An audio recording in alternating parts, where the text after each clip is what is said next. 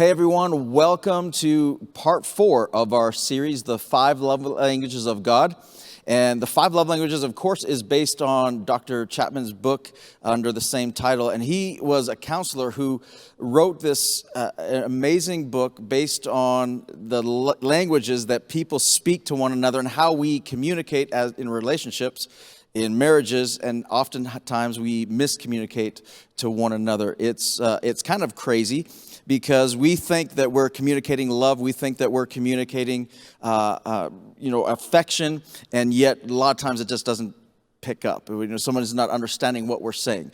So the 5 love languages is, again, the words of affirmation is number 1, and we see quality time is number 2, physical touch, gifts, and then acts of service. So when we walk through the 5 love languages, each one of us has one of these languages. This is what we're comfortable with. So if mine is words of affirmation, I will receive words of affirmation, but I'm going to be most comfortable in giving words of affirmation as well. But if my spouse has a different love language, if she's quality time, I might be affirming her, but if I'm not spending quality time with her, she's not going to receive and understand that she's loved, because she's going to feel like I'm not spending enough time with her. And it just becomes this correlation of how we communicate love with one another and whether we are speaking in the language that someone else is understanding. Well, if we're human beings and we have the love languages of God, the love languages, then God must have the languages as well, because Genesis 5:1 says that we are made in the image of God. So if we're made in the image of God and we have one of these languages, then he must have all 5, because all of us are made in his image. So I got to thinking, as we prepared this series, I got to thinking, well, if God has these love languages, where in the Bible does it talk about, each one of these love languages as an option for, worship and affirming to him? Because I want to be able to communicate clearly to God in a language that he's going to understand and he's going to receive.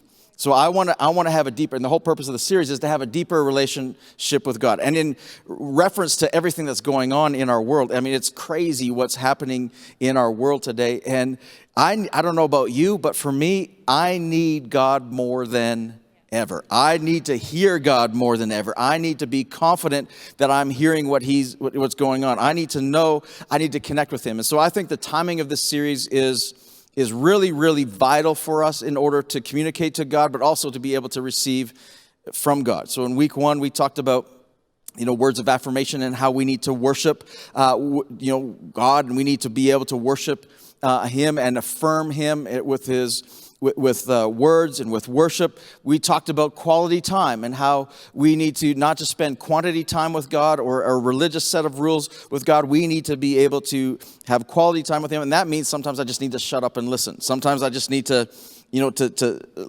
hear his voice. And sometimes in devotion times, if we do all the talking, in prayer, we do all the talking, we're going to miss out on God. So we want to, we talked last week about physical touch. Funny enough, we got all these crazy rules about not being able to hug one another and touch one another. We're going, how do we touch God? Well, how do we physically touch? We learned last week, again, that was very appropriate to the times that we need to love on others.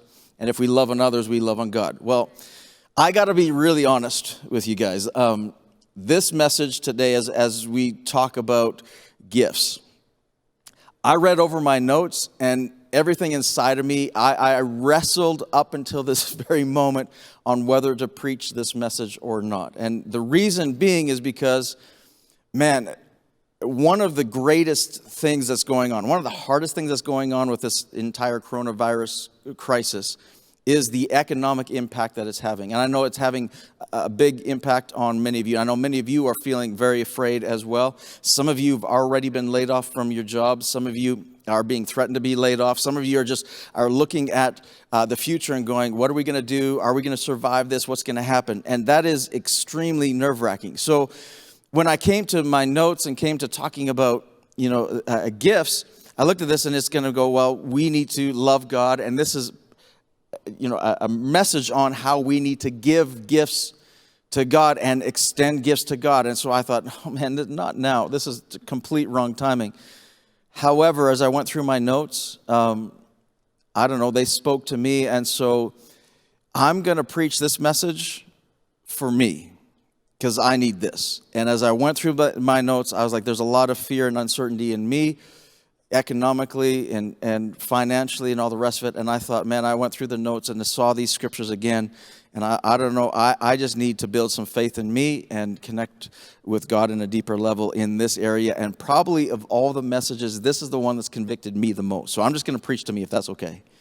And if you guys can listen in, then good. And man, I wish I could see all of your faces. I can see these guys, but are you nodding? Okay. The scripture I want to go to is in 2 Corinthians chapter 4, or chapter 8. 2 Corinthians chapter 8, and we're going to start in verse 10. It says this. Paul's writing to the church in Corinth, and he says, so here are my thoughts concerning this matter, and it's in your best interests. Okay, so what Paul's about to talk, he says, here's my thoughts concerning this matter. And we're going to see here that he's talking about giving, and that entire chapter, verse 8, he's talking about giving and financially giving. So he says, here's my thoughts concerning this matter of financially giving. And my thoughts are in your best interest. So when he says, these are my thoughts and they're in your best interest, he's saying, I'm not doing this for my own good or for my finances or for the church's finances. This is, when I'm talking about this matter of gifts, I'm talking about what's in your best interest. Then he said that since you made such a good start last year, interesting, okay, in giving, both in the grace of giving and in your longing to give. Okay, so since you made a good start, you've done well. Okay, and you have to remember this, he's addressing the early church who in this time were going through persecution and going through uncertainty of their own. Christian churches were being persecuted, they're being rejected, they're probably losing jobs, they're probably being kicked out of their employment because they identified with Christians. They're being persecuted and going to hiding. I mean, they had to pool money together. We see this in the book of Acts. This is a crazy time, and yet he's still talking to them in this crazy time. He's still talking to them about giving. Why? Well, he goes on. In verse 11, he says, you should finish what you started. Since you started off good in giving, you should finish what you started. You were so eager in your intentions to give, so go do it. Okay, now I like the contrast in this verse because he says, you're so good in your intentions. Giving, but he says, go do it. Giving is an act. Intention is not an act. Intention is not enough. You can't intend to give. He says you got good intentions to give, so then go do it. And there's a lot of people that have these intentions to want to give. I want to, and when I have this, I'll be able to do that. And we have intentions to give, but we have to actually go and do it. Right? So one day I will doesn't cut it. He says you have to actually act on this. Then he says this in the rest of the verse. He says, finish. Go do it. Finish this act of worship according to your ability to give. I mean, isn't that interesting? He says, finish this act of worship. So he literally says that giving is an act of worship.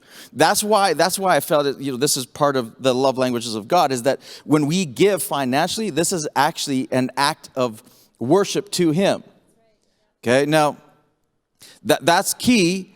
That's an act of worship in giving. That's so key because what he says next and how this sets up, and this is what really resonated in my heart as I got this, is he says in verse 12, for if the intention and desire are there, okay, that's the size of your gift doesn't matter. It's about the heart. It's not the size. It's not the amount. The size of your gift doesn't matter. Remember, Jesus was awestruck and so admired the widow woman who gave one mite. I mean, it was a small amount, but he was awestruck by the heart. She didn't have any, yet she still gave as an act of worship. And Jesus commented on that and complimented her in that whole thing, which is really good. She was in desperate need. So we say, well, that's why I hesitated in giving this message, because I thought, well, this is not the time to talk about giving because we're going to be all in need. Yet Jesus addressed it when there was need. And yet Paul is addressing the early church here when they're in persecution and need. And he's literally calling this the act of worship.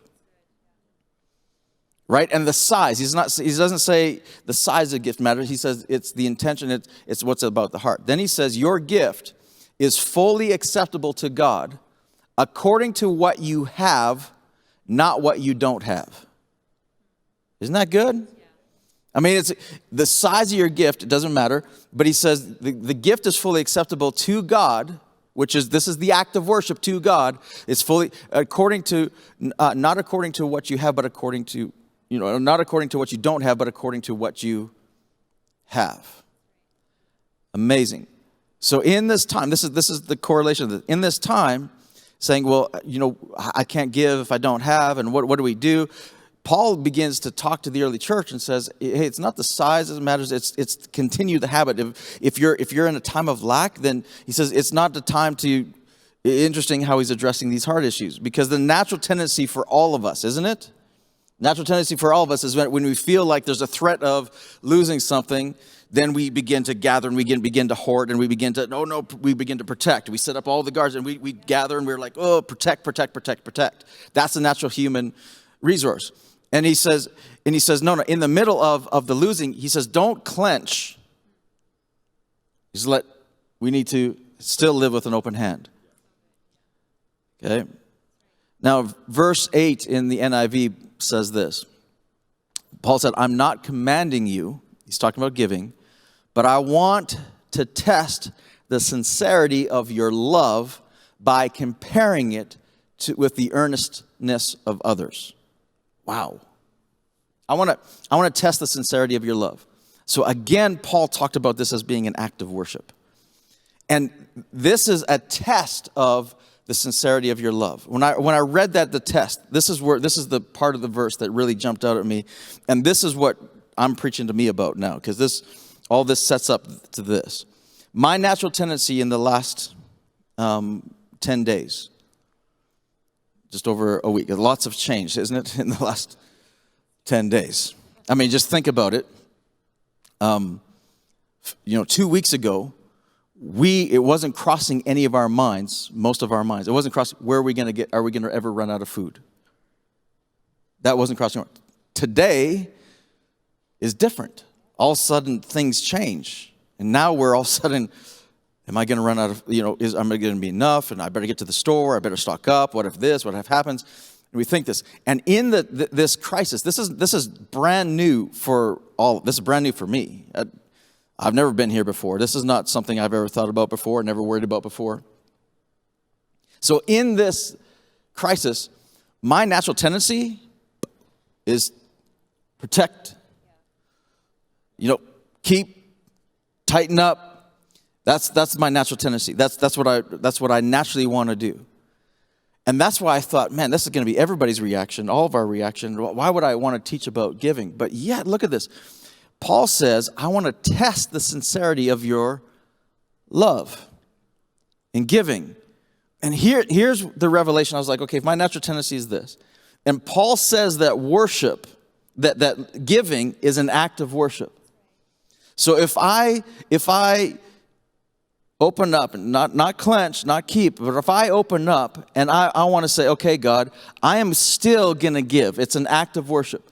Worship means to elevate God above. That's what worship does, right? So giving is an act of worship. So in giving, it's elevating God above. Right? Which elevating God above is all about, and this worship is all about trust. Right? That's what worship's all about. So if my natural tendency is to do this, I need to still give, especially in this moment. Because it's an act of worship that I'm still testing the sincerity of my heart. Do I love you? And really the test of the sincerity of heart is, do I trust you? That while I question my sources, is my job, what happens if my job dries up? What happens if I don't have an income? What happens if the economy does this? What happens if my investments, are crashing and all the rest of it, I'm losing? This is in this thing, I'm going, okay, now my reliance is all on these sources. And yet, giving is an act of worship and opening up and it's elevating God above. And I get out of the chaos that is right here. And I raise up elevate God above the chaos, and I say, this around me at this level is not my source. That he supplies all of my needs according to his riches and glory. And that when I give, I am elevating this up. Now watch what Jesus says. Look at this. Matthew 6:21. For where your treasure is, there your heart will be also. We know that verse. Now watch this. This is something I never thought about before. I always thought, okay, you can lead your heart and your love with your treasure and all of that. But watch this. If giving is an act of worship, and I'm elevating, and worship is elevating God above, where my treasure goes, my heart will go too. So my heart doesn't have to stay at this level anymore. My heart can go up to God's level. And at God's level, he owns the cattle on 1,000 hills. At God's level, he's the supplies all of my needs. At God's level, he sees the beginning and the end. He's the Alpha and the Omega. He sees what we're getting through, where we're going to. He sees all of this. And if I can do this act of worship, yes, it brings my heart to God and tests my sincerity of love for him, but it also brings my heart up to his level. Man, that got me, because I was like, okay, Lord, I need in this time, I need to resist this natural urge, open my hand up, and express my love to you. But when I express my love to you, you will bring my heart up there with you to see at your level. Wow. There's a common word in church speak called tithing, and we often talk about it as tithing. Tithing, this simply means 10%. In Deuteronomy 14, Moses talks about the tithe. And this is what he says. This is so good. He says, the purpose of tithing is to teach you always to put God first in your lives. The purpose of tithing is to teach you. This is why God said it right from the beginning as part of the law, all the rest of it. The purpose of tithing is not to add to the church's bank account, or at that time the temple's bank account, or to Moses' bank account. The purpose of tithing was to teach people to put God first. Okay, so in this time, when we say, oh, I can't, what if, I'll lose this, the purpose of tithing is saying, okay, the purpose is the same thing. It just reiterates again. The purpose of tithing is I'll live my hand open and not rely on the sources at this level, but I'm going to bring myself up to this level, and I will put God first, and I will put God as my trust up here and put him first in my life. And it's amazing how from the vantage point up here is different than the vantage point down here. How do I tithe? Well, Paul said it in 1 Corinthians 16. He said, on the first day of the week, each one of you should set aside a sum of money in keeping with your income. Okay, so in keeping with your income means that if you get laid off and your income goes down, then you can give a sum of money, and that's the tithe, is 10% in keeping with your income. So if your income goes down, God's not saying, again, he's not moved by the amount. Right? He's moved by the heart. And he's moved by the heart and saying, okay, I'm receiving love this way, but I'm not just going to receive your love this way. I'm also going to bring your heart up with me. In keeping with your income, saving it up so that when I come, no collections will have to be made. This is Paul saying to the church. Save, put this, and so come, and it was going to go to the church. You know what the tithe went to the church for? The early church. It says in Acts chapter 2. They gathered all this income and they distributed it as to everyone has need. Which, that didn't mean much to us 10 days ago. Did it? But all of a sudden today, listen to me.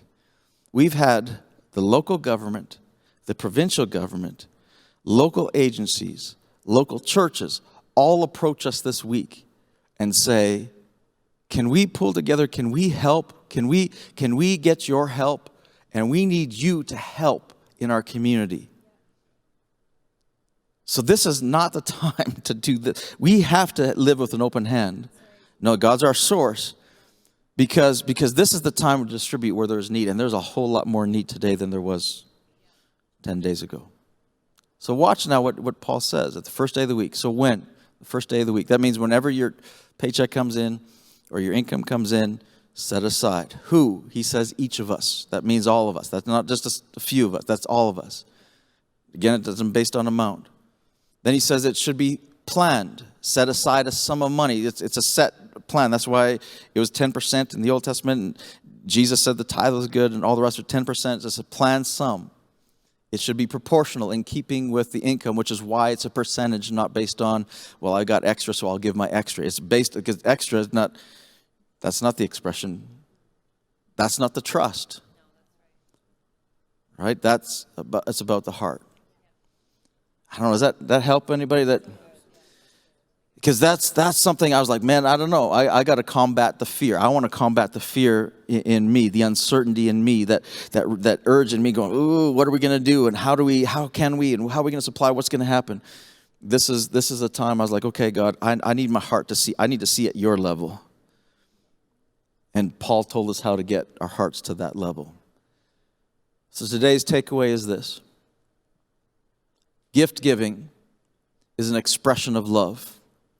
But it's also an act of love that will lead our feelings to love.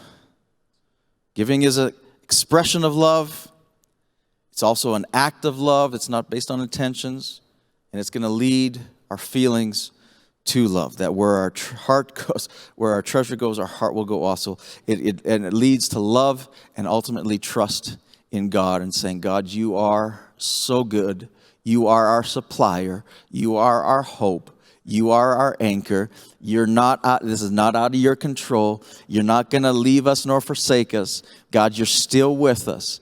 And we commit this time to you in Jesus' mighty name. And we trust you. And we want to give generously out of what we have. Lord God, we want to continue to give, to worship you, to say we love you, but also to lead our hearts up in trust to you in Jesus' name. Amen.